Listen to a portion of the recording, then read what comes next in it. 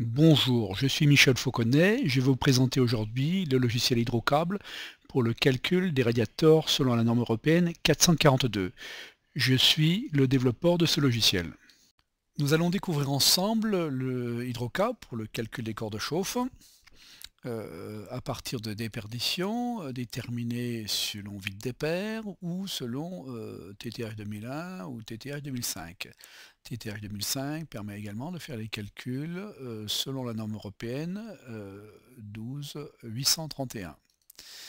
Auparavant, nous allons choisir une bible radiateur.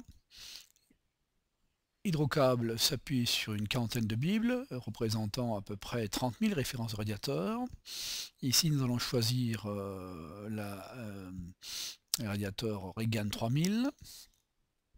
Nous allons également régler les préférences du logiciel, notamment les conditions de température, loi d'eau, donc 75-65 de la norme 442.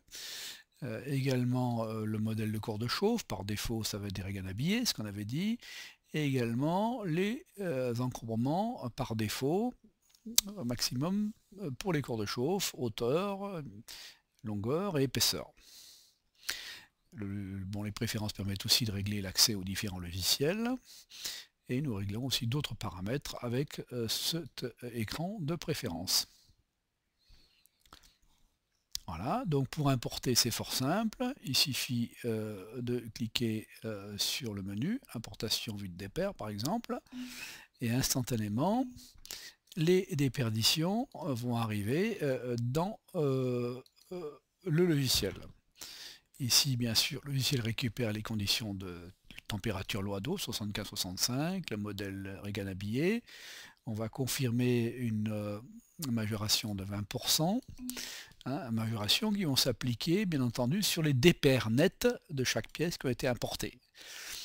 Donc en appuyant sur le bouton calcul normal, instantanément le logiciel calcule bien entendu les corps de chauffe. On voit ici apparaître les différents modèles avec leurs éléments.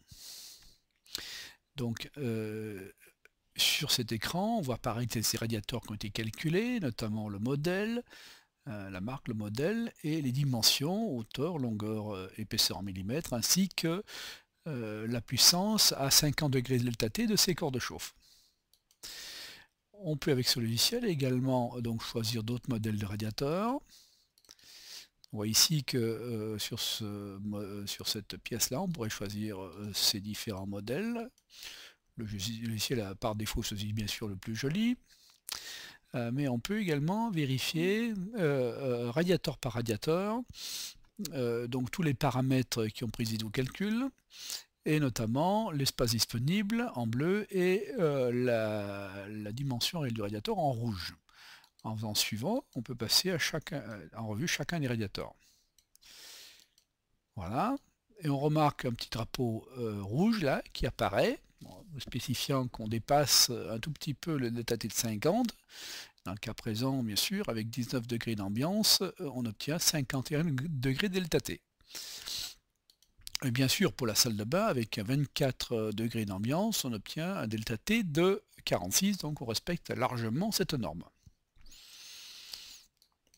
On peut également utiliser ce bouton pour obtenir une nomenclature sous Excel des différents corps de chauffe, nomenclature qui pourra être ensuite portée dans un traitement de texte, envoyé par fax ou email, mais également recopiée dans AutoCAD pour faire un plan d'exécution. On peut avec ce logiciel-là, bien entendu, obtenir une liste de corps de chauffe que l'on va pouvoir exporter vers le logiciel de devis, tout le logiciel de devis, puisqu'ici on va retrouver le libellé, les codes, les prix, et bien entendu les logiciels de devis de la gamme JPX que nous produisons. Voilà, donc cette présentation est terminée. Je vous remercie de l'avoir suivi.